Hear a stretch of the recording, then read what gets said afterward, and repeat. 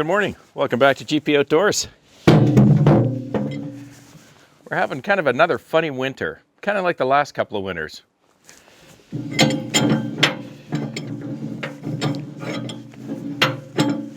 Usually in the past, around this time of the year, I'd been snowmobiling for 2, 3, maybe 4 weeks some years. A couple of feet of snow on the ground, and I'd be blowing the driveway every couple of days.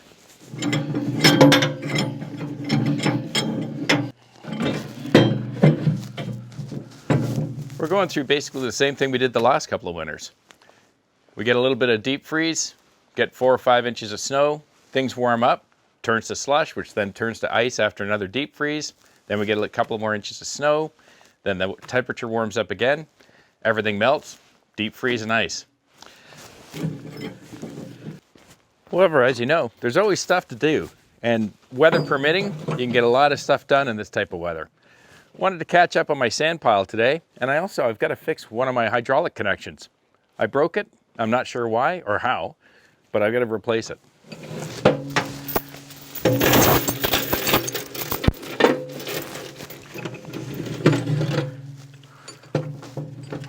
I got a really handy idea from my neighbor Guy. I don't know how they deliver soil and things where you live, but up here, whenever you're ordering soil for your gardens every year, they usually deliver them on a flatbed truck with a crane, and they drop them off in these 1-yard bags. Crane picks it up, drops it in your driveway, you finish up with it, and you're left with a soil bag. Like most of Guy's ideas, really smart, very practical. For years, I used to pick up my sand for the driveway, and I'd just shovel it into the back of the pickup, come here, dump it onto the ground and put a tarp on it, and then spend an hour trying to brush out and sweep out the back of the pickup truck to get all the sand and the salt out, make sure it was clean. Now I just bring a soil bag along with me, I fill the sand right into the bag, and because I've got some clamp-on pallet forks, I think I should be okay to grab these straps, lift it with the bucket, and go put it down beside my pile. Let's get her done, and then we'll get to fixing that hydraulic connection.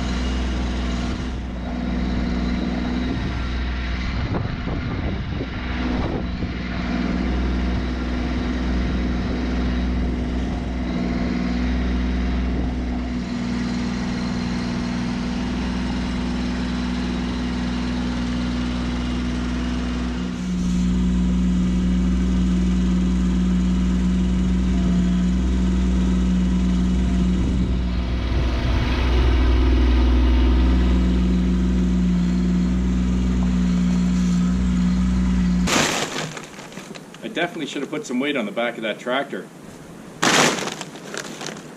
If you're lucky, you'll get a soil bag that comes with a built-in tarp and a tie string, so you can actually tie up the top, keep the water out.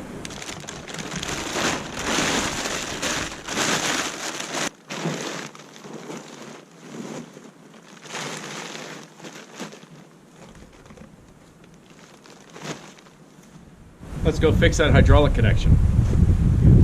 So I took the bucket off and raised up the loader arms a little bit so it'd be a little easier to work on. As I mentioned to you folks, I have no idea how I did it, and I don't know why it happened. But when I disconnected my grapple hydraulic lines about 4 or 5 days ago, I broke the female connector, not only here, that's stationary on the arms, but also the female connector that's on the other end of the grapple, where this male connects into. And I'll show you what broke. So can you tell what's broken? I actually had a hard time figuring it out, but I knew something looked wrong with this connector.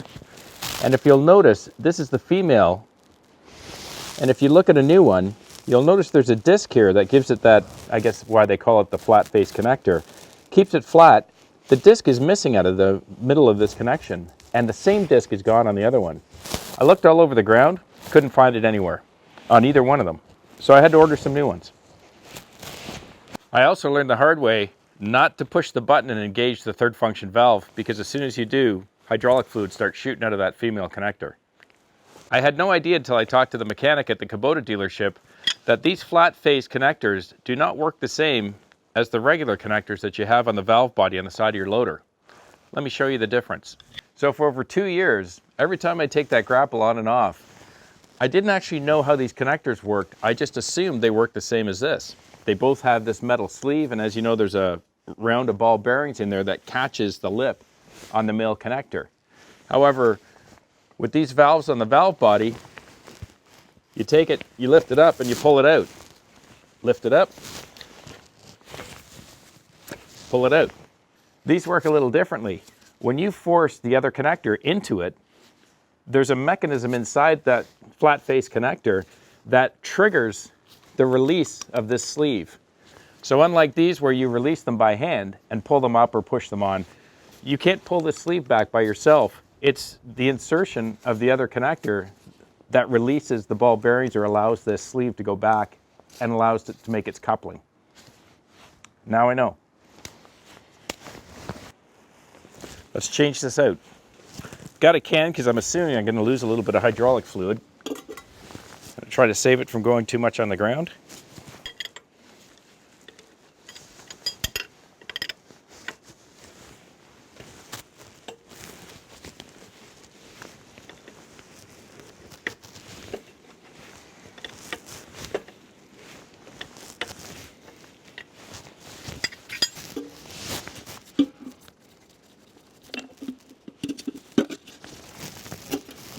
Oh, it wasn't too bad. She's leaking a bit.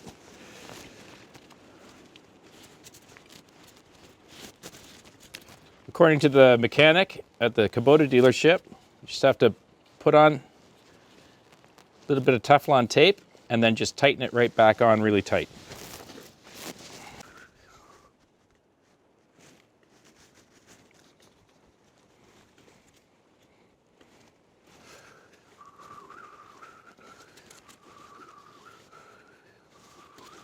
Got my new connector.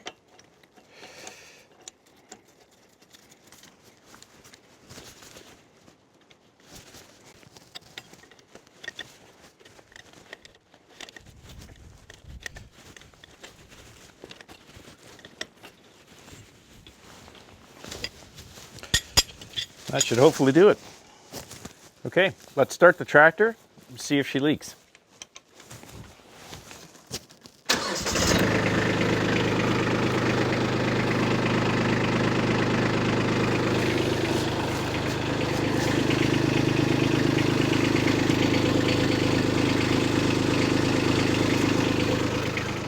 Well, that was just as easy as he said it was going to be. No leak, pretty simple. I'm going to head out and I'm going to fix up the other one on the grapple, get that looked after. But I wanted to thank you all for sticking around with me today. Just getting some things done before the freezing rainstorm comes in tonight.